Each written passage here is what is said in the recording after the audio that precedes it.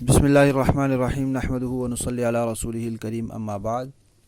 15 روزہ اسلامی عقائد کورس کے دوسرے حصے کا عنوان نمبر 23 ہے اجتہاد و تقلید۔ اللہ تعالیٰ نے قرآن پاک میں دین کے شریعت کے سارے مسئلے واضح طور پر بیان نہیں فرمائے۔ مثلا نماز کا پورا طریقہ قرآن پاک میں نہیں ہے۔ پھر نبی کریم صلی اللہ علیہ وسلم کی سنت میں بھی دین کے سارے مسئلے جو قیامت تک پیش آنے والے ہیں وہ سارے واضح نہیں ہیں۔ جب مسائل پیش آنے ہیں اور قرآن و سنت میں وہ واضح نہیں ہیں تو اب امت نے کیا کرنا ہے، اس کے بارے میں قرآن و سنت میں رہنمائی موجود ہے۔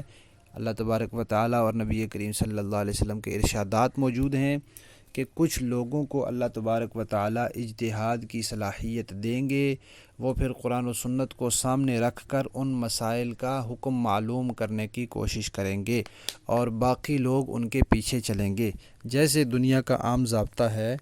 کہ دنیا کے سارے لوگ ہر فن کے ماہر نہیں ہوتے، کچھ لوگ ایک فن کے ماہر ہوتے ہیں، باقی لوگ ان کے اعتماد پر چلتے ہیں۔ تو اسی طرح دین کے معاملے میں بھی کچھ لوگوں کو اللہ تعالیٰ مہارت دیتے ہیں، وہ اپنی مہارت سے پھر اس دینی مسئلے کا حکم معلوم کرنے کی کوشش کرتے ہیں اور باقی لوگ ان کے پیچھے چلتے ہیں۔ تو اجتہاد کا معنی ہوتا ہے کوشش کرنا۔ جس کو اللہ تعالیٰ اجتہاد کی صلاحیت دیں، اس درجے کا عالم کسی ایسے دینی مسئلے کا حکم معلوم کرنے کی کوشش کرے جو قرآن و سنت میں واضح نہیں ہے تو اس کو اجتہاد کہتے ہیں۔ اور پھر اس کی بات مان لینا۔ جو آدمی خود مجتہد نہیں ہے وہ مجتہد کی بات مان لے، اس کو یہ حسن ظن ہے کہ انہوں نے یہ مسئلہ کسی دلیل کی بنیاد پر مجھے بتایا ہے، لیکن دلیل ان سے پوچھتا نہیں ہے، دلیل کا مطالبہ نہیں کرتا، لیکن یہ اطمینان ہے کہ انہوں نے یہ مسئلہ ضرور کسی دلیل کی بنیاد پر مجھے بتایا ہے۔ تو اس طرح مجتہد کا قول مان لینا اور اس پر عمل کر لینا، اس کو تقلید کہتے ہیں۔ یعنی جو مسئلہ قرآن و سنت میں واضح نہیں ہے، اس دینی مسئلے کا حکم معلوم کرنے کے لیے کوشش کرنا، یہ اجتہاد ہے۔ اور پھر اس مجتہد کے اعتماد پر کہ اس نے دلیل کی بنیاد پر مجھے مسئلہ بتایا، اس سے دلیل کا مطالبہ نہ کرنا اور اس کی بات کو مان کر اس پر عمل کر لینا، یہ تقلید ہے۔ اجتہاد نبی کریم صلی اللہ علیہ وسلم نے بھی کیا ہے، اجتہاد صحابہ کرام میں بھی تھا، اور صحابہ کرام میں بھی بعض صحابہ دوسرے صحابہ کی تقلید کرتے تھے۔ جو حضور کے پاس تھے وہ تو حضور سے مسئلہ پوچھتے تھے، جو حضور سے بہت دور رہتے تھے ان کو جب مسائل پیش آ جاتے تھے تو وہ پھر فقہاء صحابہ سے پوچھ کر ان کی تقلید کرتے تھے۔ تقلید کا مقصد یہ ہوتا ہے کہ انسان اپنی ذاتی رائے پر چلنے کے بجائے اس آدمی کے پیچھے چلے جس کو اللہ تعالیٰ نے اجتہاد کی صلاحیت دی ہے۔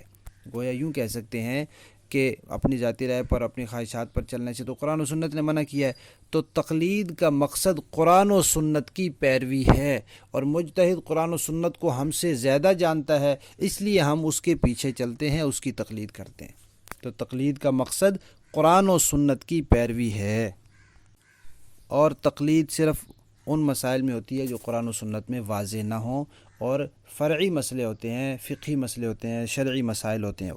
اور جو مجتہد ہوتا ہے وہ معصوم نہیں ہوتا، نبی کی طرح مجتہد سے غلطی ہو سکتی ہے، لیکن جیسے ایک ڈاکٹر ہے، وہ اپنے فن کا ماہر ہے اور اس نے پوری دیانتداری کے ساتھ اپنے فن کی روشنی میں ایک مریض کا علاج کیا ہے، پھر اس سے کوئی بھول چوک ہو گئی ہے تو یہ ڈاکٹر مجرم نہیں ہے، بلکہ اس نے تو خدمت کی ہے، اس نے اپنی طرف سے کوشش کی ہے، لیکن انسان ہونے کے ناطے اس سے بھول چوک ہو گئی ہے۔ تو اسی طرح مجتہد جب اپنی پوری کوشش صرف کر دیتا ہے، پھر اگر اس سے بھول چوک ہو جاتی ہے تو اس کو گناہ نہیں ہوتا، بلکہ پھر بھی اس کو ایک نیکی ملتی ہے، کیونکہ اس نے نیک مقصد کے لیے کوشش صرف کی۔ پہلے زمانے میں مجتہدین تو بہت سارے رہے، بہت سے حضرات کو اللہ تعالیٰ نے اجتہاد کی صلاحیت دی، لیکن صرف 4 امام ایسے ہیں جنہوں نے اپنے مسائل کو مرتب کرا لیا، تو اب تقلید صرف ان 4 کی جاتی ہے۔ لہذا بعد میں آنے والے لوگوں کے لیے یہ ضروری ہے کہ وہ ان 4 میں سے کسی ایک کی تقلید کریں، یہ واجب ہے۔ واجب جو نہیں کرتا وہ گمراہ ہوتا ہے، وہ واجب کا تارک ہوتا ہے، صراط مستقیم سے ہٹ جاتا ہے۔ اور ہمارے بر صغیر، پاک و ہند، بنگلہ دیش وغیرہ میں کیونکہ صرف فقہ حنفی کے ہی علماء پائے جاتے ہیں، اس لیے ان علاقوں کے لوگوں پر فقہ حنفی کے مطابق چلنا اور امام ابو حنیفہ کی تقلید کرنا واجب ہے۔ اس امت میں 1400 سال میں جو اہل سنت والجماعت لوگ رہے ہیں صحیح العقیدہ، وہ دو ہی طرح کے رہے ہیں، یا وہ تھے جن کو اللہ تعالیٰ نے اجتہاد کی صلاحیت دی ہے تو خود مجتہد بنے ہیں، یا پھر جنہوں نے کسی مجتہد پر بھروسہ اور اعتماد کیا ہے تو مقلد بنے ہیں۔ ظاہر بات ہے کوئی تیسری صورت نہیں ہے کہ جو مسائل اب نہیں ہے قرآن و سنت میں واضح، ان پر عمل تو کرنا ہے، تو یا خود مجتہد ہوگا تو عمل کرے گا، یا پھر مجتہد پر اعتماد کرے گا تو عمل کرے گا۔ تیسری صورت جو ہے وہ کوئی نہیں رہی اس امت میں، یا لوگ مجتہد رہے ہیں یا مقلد رہے ہیں، غیر مقلد اس امت میں اہل سنت والجماعت میں نہیں رہے، بلکہ غیر مقلدیت جو ہے یہ تو گمراہی کی بنیاد ہے اور گمراہی کی جڑ ہے، اس لیے کہ گمراہی کی دو قسمیں ہیں۔ ایک ہے کوئی چیز دین میں ثابت ہو اس کا انکار کر دینا، اس کو کہتے ہیں الحاد، اور دوسری گمراہی کی صورت ہے کہ کوئی چیز دین میں نہ ہو اس کو دین بنا لینا، اس کو کہتے ہیں بدعت۔ تو جو الحاد والا ہوتا ہے ملحد، وہ اس کو مجتہد کی تحقیق پر اعتماد نہیں ہوتا، وہ اس کو ناقابل اعتماد سمجھتا ہے تو گمراہ ہو جاتا ہے، اور جو دوسرا ہوتا ہے بدعت والا، وہ مجتہد کی تحقیق کو کافی نہیں سمجھتا تو وہ بھی اس پر بھروسہ نہیں کرتا تو وہ بھی گمراہ ہو جاتا ہے۔ گمراہی کے یہ دونوں سبب جو ہیں یہ تقلید چھوڑنے کی وجہ سے پیش آتے ہیں، اور ویسے بھی جو مقلد ہوتا ہے وہ اس کے ایمان کی حفاظت ہوتی رہتی ہے، اس لیے کہ 4 دلائل ہیں ہمارے ہاں، قرآن، سنت، اجماع اور قیاس۔ قیاس کم درجے کی دلیل ہے، تو مقلد تو قیاس کو مانتا ہے، جب وہ قیاس کو مانتا ہے تو بڑے درجے کی دلیل کو وہ بدرجہ اولا مانتا ہے اور تسلیم کرتا ہے۔ علماء نے لکھا ہے کہ نبی کریم صلی اللہ علیہ وسلم نے فرمایا تھا کہ بنی اسرائیل میں 72 فرقے تھے، میری امت میں 73 ہوں گے۔ تو یہ ایک کا اضافہ کیوں ہوا؟ اس لیے کہ بنی اسرائیل میں فقہاء نہیں تھے، انبیاء آتے تھے، فقہاء کی ضرورت نہیں تھی۔ اب اس امت میں فقہاء کی ضرورت ہے، اللہ نے فقہاء پیدا کیے ہیں، تو جب فقہاء پیدا ہوئے ہیں تو فقہاء کے دشمن بھی پیدا ہوئے،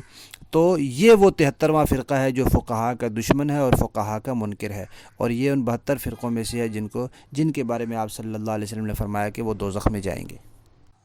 سورہ نساء کی آیت نمبر 83 میں اللہ تعالیٰ نے اس بات کا حکم فرمایا ہے کہ جو فقہاء لوگ ہیں مسائل ان سے پھر معلوم کیے جائیں، اور مسند احمد اور ابو داؤد شریف اور ترمذی میں وہ روایت ہے جو پہلے بیان ہو چکی ہے کہ نبی کریم صلی اللہ علیہ وسلم نے اجتہاد کے اظہار پر خوشی کا اظہار فرمایا تھا جب حضرت معاذ نے کہا تھا کہ میں اجتہاد کروں گا۔ لہذا سلامتی کا راستہ یہی ہے کہ 1400 سال کے اہل سنت والجماعت علماء، محدثین، مفسرین، فقہاء اور جتنے بڑے بڑے ائمہ تھے وہ سب کے سب کسی کے مقلد رہے ہیں، اور ہمارے بر صغیر میں بھی جو بڑے بڑے بزرگ تھے، حضرت علی حجویری، حضرت خواجہ معین الدین چشتی اجمیری، حضرت خواجہ نظام الدین اولیاء، حضرت شیخ بہاؤالدین نقشبند، بابا فرید الدین مسعود گنجشکر، حضرت خواجہ قطب الدین بختیار کاکی، حضرت مجدد الفسانی، حضرت شاہ ولی اللہ وغیرہ، یہ سب امام ابو حنیفہ کے مقلد تھے۔ ہمیں بھی اگر سلامتی کا راستہ چاہیے تو ان علماء اور اولیاء کے طریقے پر چلتے ہوئے ہم بھی امام ابو حنیفہ کی تقلید کا ہار اپنے گلے میں سجا لیں۔